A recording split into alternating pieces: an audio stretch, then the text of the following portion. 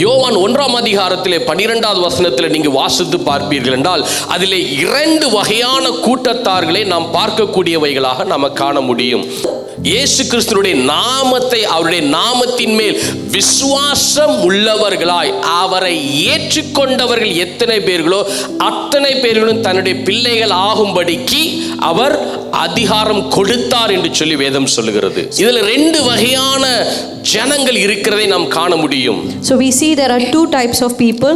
ஒரு கூட்டம் அவருடைய நாமத்தின் மேல் விசுவாசம் உள்ளவர்களாக இருக்கிற ஒரு கூட்டம். So one group is the group which have faith in the Lord Jesus Christ. அவருடைய நாமத்தின் மேல் விசுவாசம் உள்ளவர்களாக இருக்கிறவர்கள். இன்னொரு கூட்டம் அவருடைய நாமத்தின் மேல் விசுவாசம் உள்ளவர்களாய் அவரை ஏற்றுக்கொண்ட ஒரு கூட்டம். இன்னைக்கு உலகத்திலே அநேகர் இயேசுவை விசுவாசிப்பார்கள். So in the world we see that many people have trust in the Lord.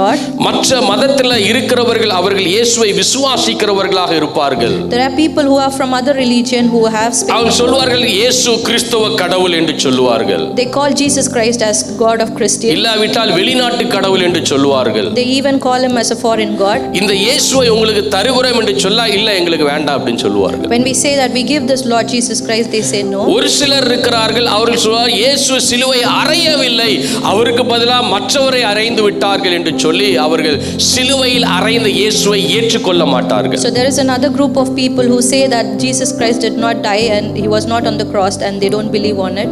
சிலுவையில் அறைந்த இயேசுவை ஏற்றுக்கொண்டால் தான் உங்களுக்கு நித்திய ஜீவன்.